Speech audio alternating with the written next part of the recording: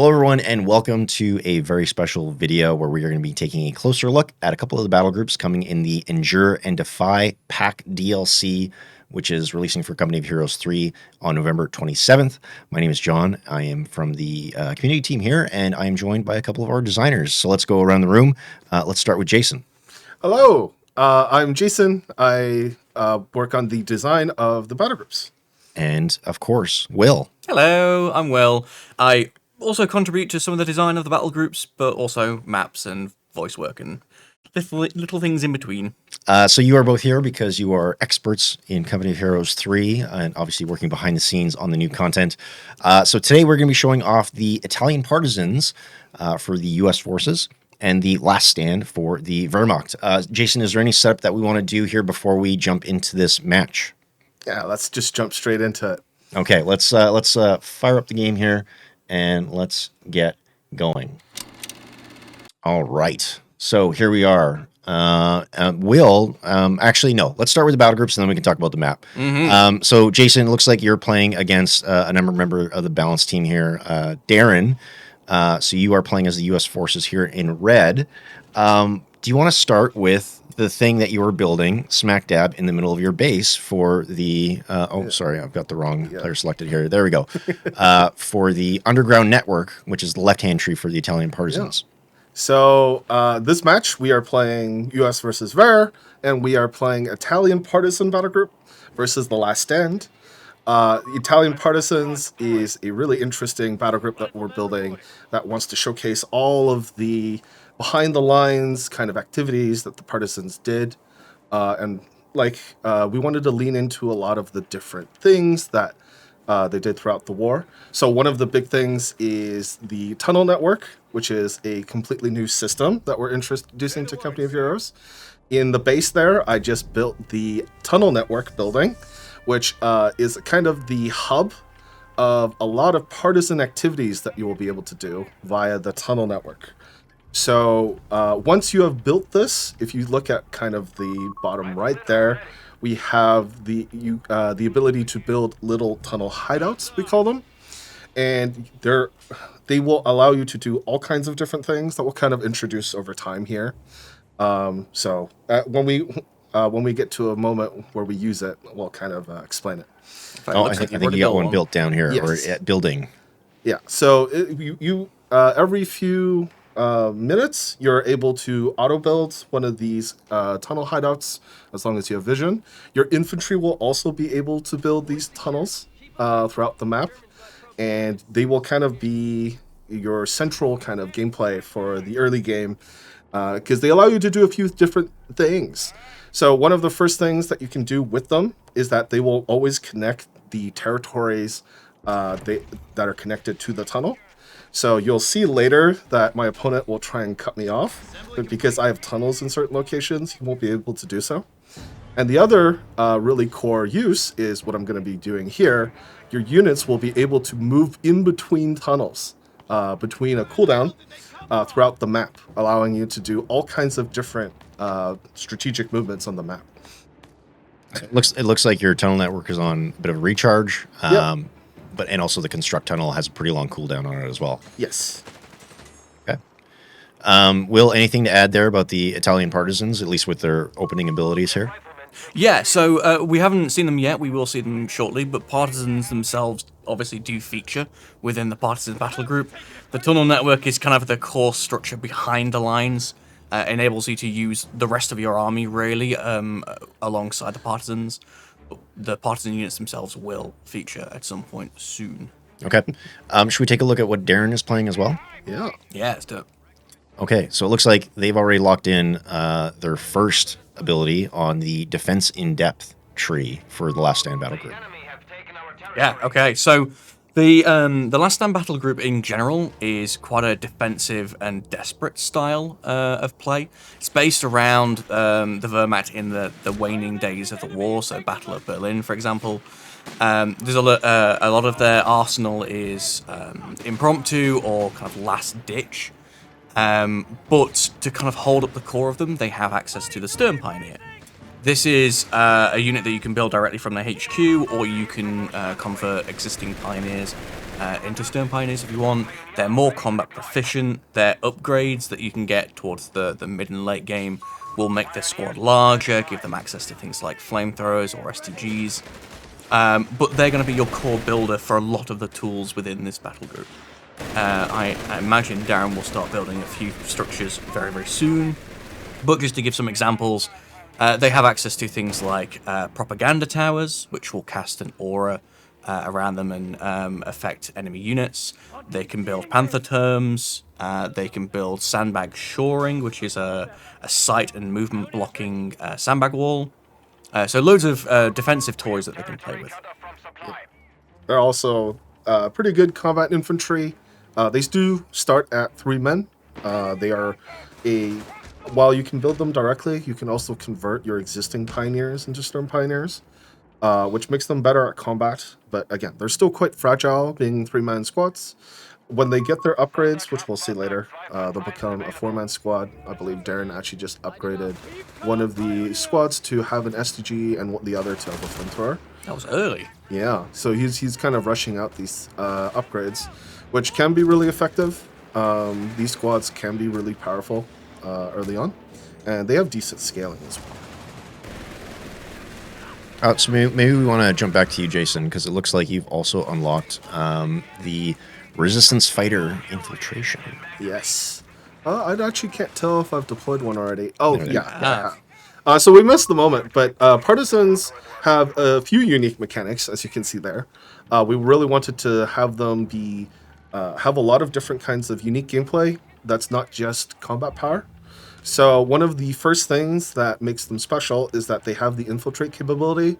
So when you are calling them in, you can call them into any friendly or unoccupied hold. So ambient buildings, you can call them into tunnels, and they will simply appear out of the shadows. And you can use this to ambush enemies. You can use this to essentially put them in positions early or ahead of time. And they can also jump into buildings or they can jump from the tunnel network into nearby buildings as long as it's within the tunnel radius or the tunnel influence, which we'll get into later. But essentially, these guys are really good at ambush tactics, and they have a lot of different movement tools in their arsenal.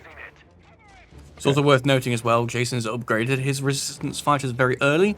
They have 3 upgrades available to them to essentially make them suitable for whatever situation you desire. So, for example, the submachine guns will make them more effective in close quarters.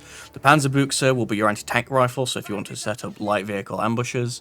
And then they also have the Granatbuchse, the grenade launcher, if you have problems with garrisoned units or units in cover. Yeah. All stolen weapons, as most of their weapons were, but it allows you to essentially use them to support your army in kind of the role you need them to. So right now I've seen that Darren's gotten a 251 half-track, and I don't really have any easy anti-tank options, so I've opted for anti-tank rifles on my Partisans. I believe I'm currently trying to set up an ambush, but I'm not quite being able to find an angle. He's not biting. Yeah. One of the base effects of the Partisan infantry unit is that they have disrupting fire, which if they attack or ambush a unit from either a garrison or out of camouflage, they will reduce the damage that squad can do. They don't quite know what they're shooting at because they see civilians and it causes them to be less effective. Mm-hmm. So they don't do that. They don't do tremendous amounts of damage, but they are very effective at throwing your opponent off guard here. Yeah, used alongside your other infantry, they can be very good at just making the whole situation flip on them. Yeah. So, like, for example, in this game, like, I haven't actually fought Darren that much on the map.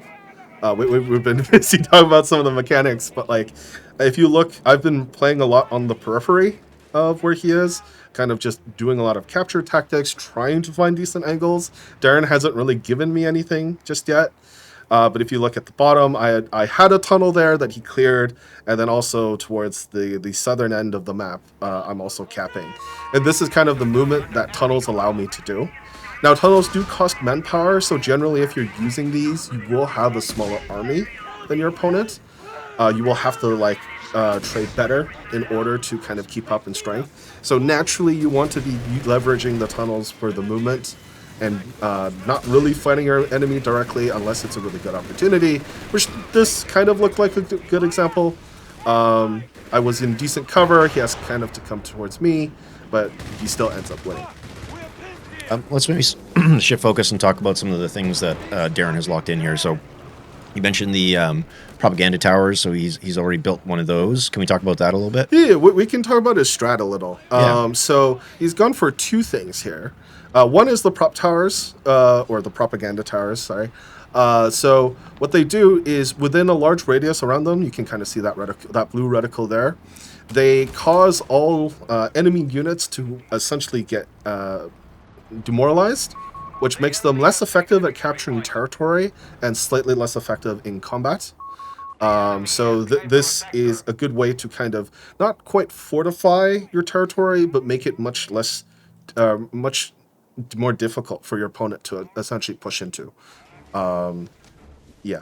Okay. The other thing that he went for is this final battle. So those players might have noticed above the heads of the infantry that Darren has running around, he has this unique icon. What this final battle is essentially desperation tactics, where all of his infantry will now deal bonus damage, but also take extra damage on top. But also in exchange, when you lose soldiers, you will get a small trickle of munitions to essentially bolster you. Kind of like the more desperate the battle is going for you, the more resources command kind of shunts towards you. Okay, and that's just a toggle that you can turn on and off. Yeah, and the player is able to toggle these on. There is a meaningful cooldown, so you can't kind of light switch it, but it's a fairly powerful ability if you use it correctly, but obviously it has some major downsides. Yeah, the intention would be, if you have prepared positions, you've already got good cover, you might as well flick this on, because you'll have the defenses working to your advantage. But this is not something that you want to leave on if you're rushing out into the open, for example, into your enemy's positions. Yeah. It's going to be costly. Yeah. In prepared positions, you can offset a lot of the damage that you take, especially if you force your enemy to move around a lot. So, for example, the propaganda towers, the opponent kind of has to move up to try and find them where they are to destroy them. And when they're running around in the open, essentially the value of final battle is way higher because your opponent is moving, they're out of cover, they're not doing that much damage, whereas you're doing your full damage to them. Whereas if you were charging at them, there are still times where that would be useful, but it would be less effective. So for example here, Darren's playing very defensively on this kind of like the right side of the map. And I've been trying to find engagements on him, but so far he's been able to push me back. So can you quickly clarify the tunnels? Are those always visible? Is there a detection range? How does the opponent sort of counter you building those everywhere? The tunnels are camouflaged, so it's a little hard to tell from this camera, but because we're in observer mode. But these units are in camouflage, and even when you build them. However, there's quite a few tells that give away where a tunnel is. Generally, if you start seeing partisans operate from weird angles, that's usually a good giveaway there's a tunnel somewhere in that location. But also, you can use detector units. Though in this case, I kind of just pop out of the tunnel trying to get a jump on some of his units here. And this is underground detonation, and yeah, I got a good kill here. So that's one of the other new abilities for partisans, which is called the underground detonation. This ability allows you to essentially detonate a pre-positioned explosive from your tunnel. So this spark kind of travels alongside out of a tunnel to a location, which then detonates. And it's quite effective against team weapons or any stationary targets. Mm-hmm. And I managed to catch the machine gun there, but I couldn't actually complete or finish the deal. Because again, my units are kind of all on the periphery of this battlefield. If you look, Darren has very solid control of the center. He's trying to cut me off normally on this map. But because I have tunnels in the other locations, I'm actually okay. I'm okay with him doing this. So I'm going to continue to fight on the periphery here, try and find other angles where he might not be that strong. You've done a good job as well of keeping the tunnel entrances open as possible. Like, you still have 3 tunnels on the field, even though he's rushing pretty deep. Yeah. And it seems like you have a lot of interesting options now, especially with OSS coordination. Do you want to talk a little bit about that? Yeah. So it was earlier on screen, but like one of my units retreated into a tunnel. If you go for OSS coordination, it makes your standard units much more effective at fighting within and up around tunnels, because it allows you to retreat from them. So you can essentially designate tunnels to be forward retreat points, and units that retreat to these tunnels will automatically retreat back to base. So that allows you to attack from all kinds of different angles, because without this ability, sometimes even if you're behind them, if you have to retreat, you have to retreat through them. This allows you to get around this problem. Though there are, it is kind of, you have to be careful when using it, because sometimes A, it gives away where your tunnels are, but B, sometimes it might cause you to retreat in an angle you didn't expect. So here, I'm trying to attack Darren in the center here from basically every angle that I can. He's trying to use a Stug, a team weapon, and these machine guns. And so far, I think that's my first time being successful actually finding an angle on him. But yeah, this is kind of the things that the tunnels enable. Yeah, definitely. And like, to give you an example, if Jason had units that were on the complete wrong side of the map, like the opposite side, fighting very, very deep, he would have to retreat all the way through Darren's army to get home safe. That Right. OSS coordination essentially allows him to jump straight into a tunnel, teleport back to base, safe with houses, but it would give away the position of the tunnel. Yeah. Well, last thing, do we want to quickly talk about the saboteur infiltration unit? Yeah. I don't believe I've actually used it just yet, or... No, I don't see one. No, you Yeah. just got the fire squad. So we'll keep our eyes peeled for when that happens, because that's a really cool other partisan unit. Really kind of leans into what the partisans really did a lot, Okay. which is like sneaky, subterfuge, trappy, or trap. Okay. Any other notes on Darren's strategy here, and maybe some of the other abilities he's been unlocking, like so I can talk Panzerfaust rollout? Panzerfaust rollout. Yeah. So this is a unique upgrade, something we're doing for the first time here. Even though Darren's unlocked it, he still has to purchase the Panzerfaust rollout, which I believe he has done, because it looks like it is now a passive ability. So the Panzerfaust rollout enables all infantry across his army to use the Panzerfaust ability, which is exceptionally dangerous. If you are aware that you're fighting Last Stand, this may suddenly pop up. So it means that his Stern Pioneers, even his Jaegers or his Panzer Grenadiers, if he has them, they all now have access to Panzerfaust. It's not just on the Grenadier. So you can't take those risky dives into infantry that you would otherwise assume to be safe. So Jason's Greyhound has to be pretty careful. Okay. And do we want to talk about some of the options he has here in the last...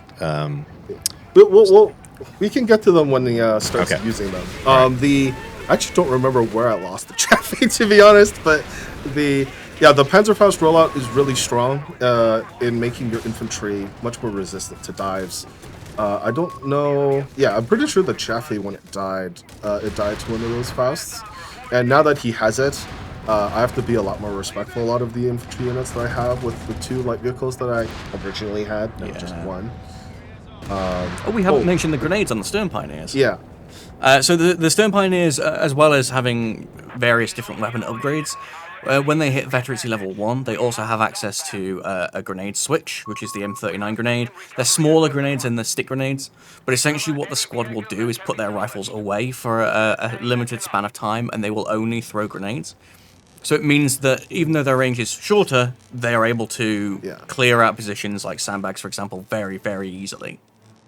And by the way, so what is happening right now is one of those final upgrades that we were talking about for last final battle. So this is recovery efforts. If you go back to the Stern Pioneers, they are now, once you upgrade this, kind of in the spirit of using everything that they could, they are actually able to recover wrecks. So as you can see here, there is now a Chaffee on the field for Darren.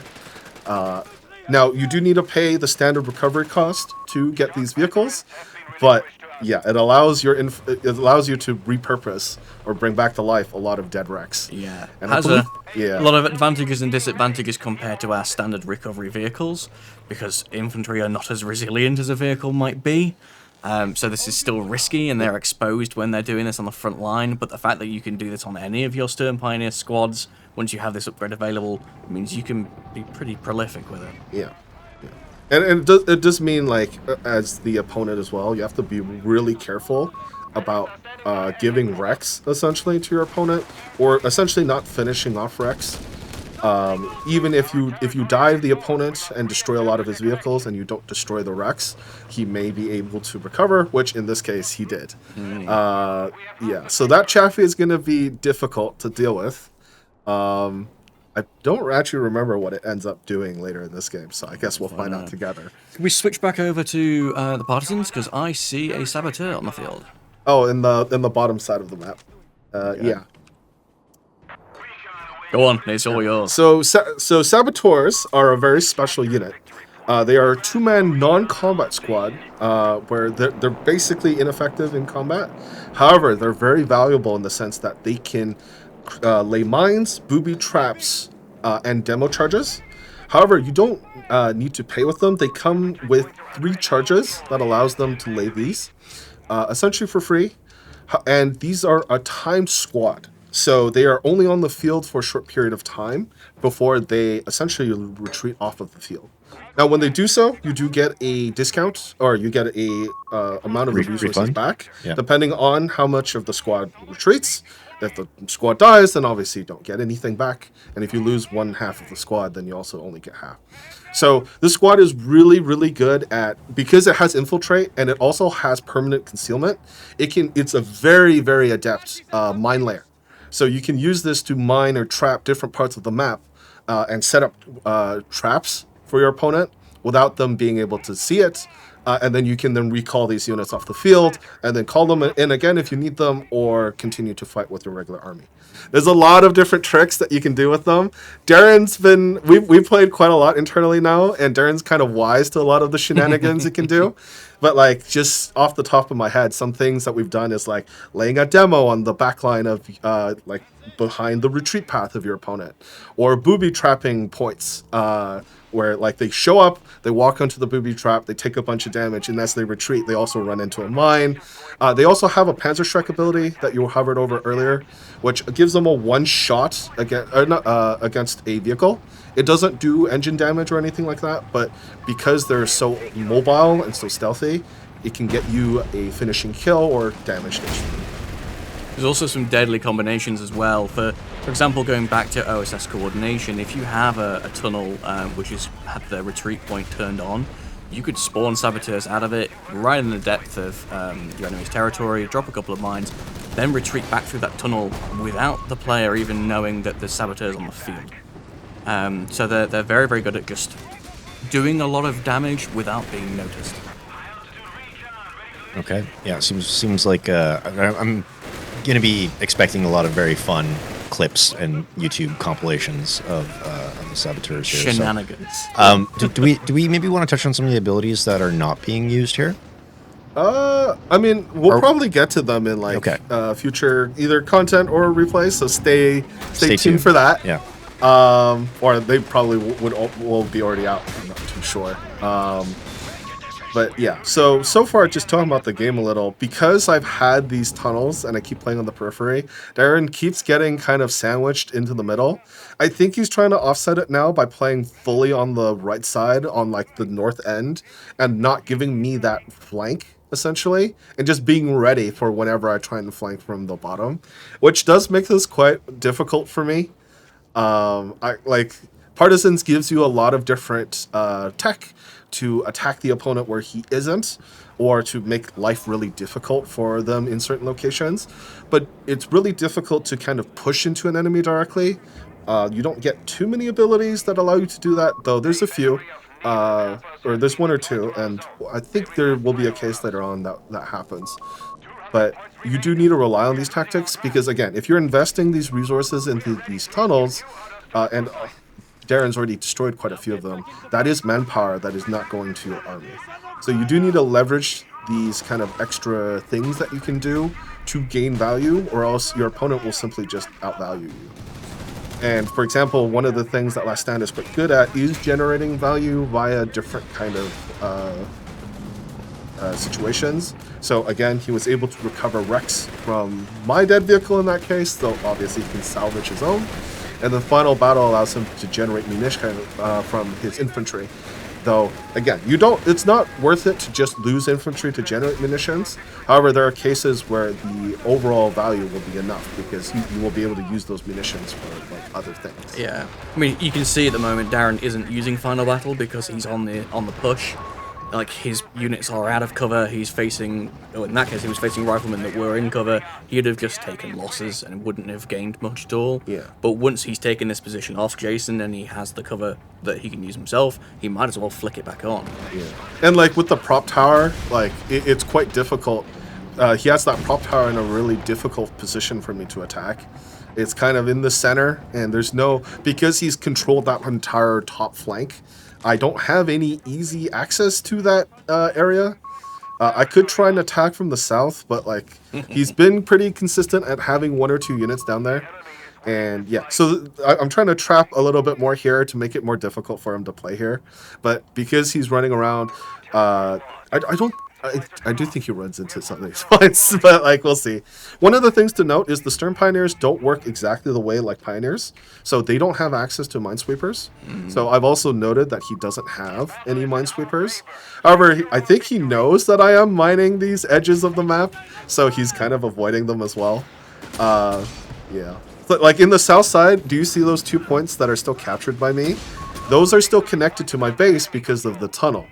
And oh yeah, he's trying to sweep for one right now. Like as you see, he's not on the capture point. He's probably microing a few other things at the same time. But he knows I have a tunnel here because neither of these territories are cut off.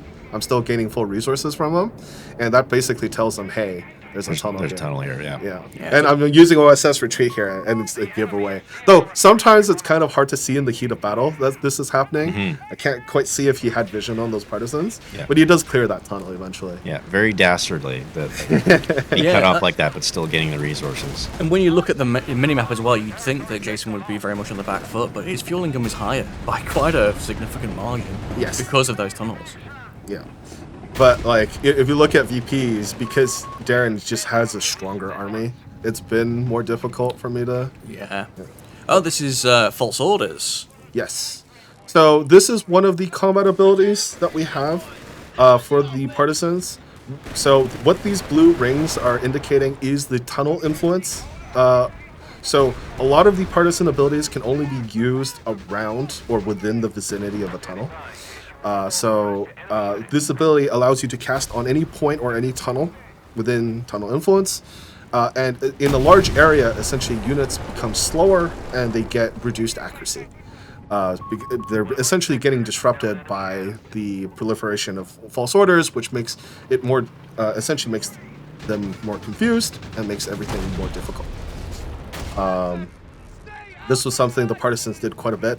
Not quite tactically, though we wanted to bring that into the co-franchise. But they made intel collection or the passing of orders way more difficult. They would attack couriers, they would falsify orders, and they would falsify like newspapers and stuff like that. Just make life more difficult for the Wehrmacht. Sow the seeds of confusion. Yes. So between that ability and underground detonation, I've opted for both of those abilities in the tree because I am finding that Darren's just not allowing me to fight him in multiple small places. So I'm going for the bigger combat tricks that you can get. I am giving up meaningful other picks that are more effective at fighting more decentralized. But that's kind of the choices with Battlegroups. Yeah, if you look at the composition you've got as well, like Darren has 4 tanks that he's rolling around with against your 1. We just missed it there, but that's Nebelwerfer for Overwatch, which is one of the Last Stand's abilities. This off-map in a large area essentially has a Nebelwerfer or Nebelwerfer battery, constantly barrage enemy targets that it can find. It does require vision and does require your opponent to be within the circle, but it can be quite devastating to any kind of unit inside. So I'm still just trying to be sneaky. I mean, look, you've got 28 fuel income to his 13. It's devastating. Yeah. So Will, I know we already covered this this new map in our deep dive video, but is there anything else that you want to mention here about this community map that you worked on with Brian to get into the game. Anything in terms of like this specific matchup and how this map is sort of playing out? I mean, this is a perfect case, really, of how this map should be played. Because Bologna is a wide 1v1 map. You see the players are facing on edges, so there's 4 corners to play in, which might not get much play in an average match, but with Partisans, I mean, there's basically a tunnel in every corner of this map, which is ideal. And it would be the same with other maps like Villa Fiore, for example, and to a lesser extent even Road to Tunis, where there are corners where you can hide things and skulk around in the dark. But yeah, Bologna is a map that as soon as I saw that it took part in the competition, it's like, yeah, this is going to go very, very well with some of our new changes. It has big open courtyards for some of the Last Stand tools, which is really, really good fun. But yeah, Partisans are a mean beast on this map. Mm-hmm. But Darren, for example, has been sweeping my tunnels. Like, we haven't seen too much of it, but he's definitely not made this free.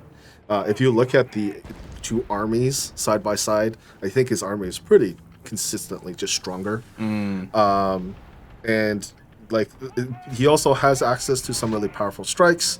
I do think he stopped using the prop tower. No, he still has that 1 prop tower in the middle, but he doesn't have any other ones right now, which is making my life a little bit easier. But I think he's also finding it kind of difficult to hold. He also hasn't used the other component of the last-ditch defenses, the Pantherturm. The Pantherturm, yeah. I don't think he's had a need for it, mostly because I haven't had too much armor on the field. Despite my field income, like, I'm bleeding quite a bit, so... Probably worth explaining what it is, though, because he is unlikely to build it, but it is kind of comes alongside the propaganda tower. So the... you can see it on the right side there. Yeah, the Pantherturm is, I mean, players will be familiar with it, I imagine, if they experience them in Co 1. The Pantherturm is a small emplacement with a Panther turret on the top. So it is immobile, but it is still a Panther gun. So it's a very robust anti-tank defense that you can put in key positions. It's got decent range, it's got very good health and survivability. Great for locking down a sector against armored pushes. But here I'm using false orders again to make his life harder, but I'm trying to essentially break apart this middle position that he has. I noticed that he essentially tried to push me out of out of that north flank, and I think he ran through a few mines and a few other bad engagements, which gives me this opportunity. This is kind of the other thing you have to do as Partisans, is kind of force your opponent to fight where, you know, they're not as strong, and then try and punish it. I don't. And yeah, try to dive him. I don't think this is working out well for me. Sherman gets a kill there. Oh, that bounce. That bounce. And he gets a rear hit on that Sherman, which kills it. And I kill this P4. Yes. Yeah. Okay, alright. Okay. There we go, the map is cleared. Yeah. But if you look at the armies, I've also lost a lot. Yeah. Both players have kind of reduced down quite a bit. Now, this is actually really bad for me, because this is where Last Stand is really in its prime. They're really adept at essentially making the most out of trading out of units. So, for example, he's gotten a ton of munitions, and then also he is able to, right now, I think he's simultaneously, I believe he's salvaging these. I actually don't know if they're recovering or salvaging right now. I imagine you wouldn't have the resources to do both recovery. Yeah, I'm trying to interrupt one with a strafing run from my air support center, and then I'm attacking the other. So I just barely stopped both, but yeah, like you have to be on top of this, because if you don't, your opponent will get way, way ahead of you. The Storm Pioneers now at Veteran C3 are also quite dangerous. It's very difficult for some of my infantry to actually fight these. Oh, it looks like Darren's calling in Neville Warper Barrage. Oh, goodbye. Which is a big radius. Again, like you said, he needs to have vision for this to be functional, but still, that is a big radius. Wait, that didn't kill that wreck. You got lucky there. Yeah, and I've tried to have tunnels in the middle, but every time I have, I think he's pretty consistently just instantly cleared them. Yeah. So, like, the moment I start fighting in the middle, like, I instantly become weaker. And I do think I overcommit to fighting there a little bit. Yeah, I think he just recovered one of his tanks, I want to say. But Oh no, it's the Still your Chaffee. Chaffee. Yeah. It's the good old Chaffee. Classic. But yeah, he's gonna start trying to get these wrecks as well. Tank riding in style. I mean, I'm trying to, like, I don't have that many units. I'm trying to get back on the field.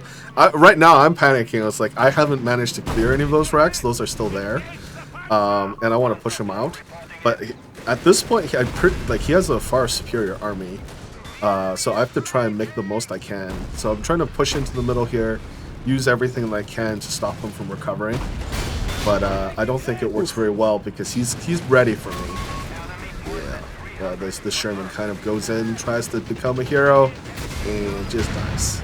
The Chaffee, of all things, gets the finishing kill, so goodbye.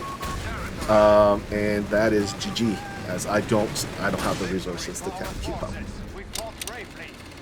that's the game. That's the game. That was great. Thanks both for walking us through that. It was exciting to see some more details and to actually see them live or see both of those battle groups live for both the Italian Partisans and the Last Stand.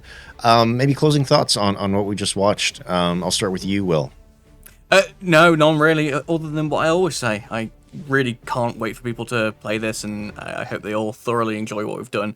They have been a joy to work on. So yeah, it's been good.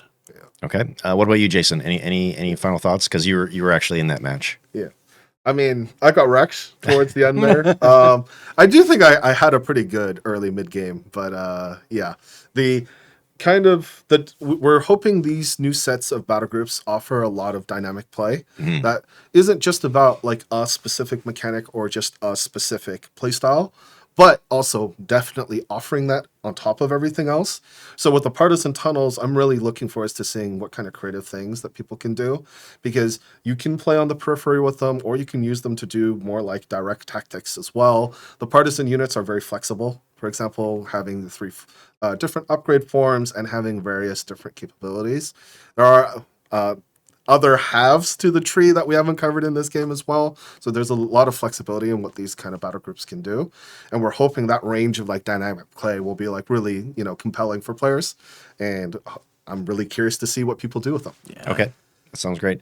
So like you mentioned, we're going to have some additional shoutcasts that you can find on our YouTube channel. So you can find that at Company of Heroes, and check out the Kriegsmarine and the Polish Cavalry. And I believe we also have a 2v2 where we're going to show off all of the battle groups together. In addition to that, we have the in-depth battle group trailers, so you can check those out and learn more about all of their abilities and how you can utilize those.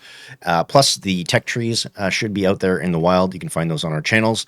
And of course, you can play all of this yourself on November 27th by picking up the Endure and Defy battle group pack on Steam. So thank you very much, Jason. Thank you, Will. And I look forward to checking out the next one. See you in the next one.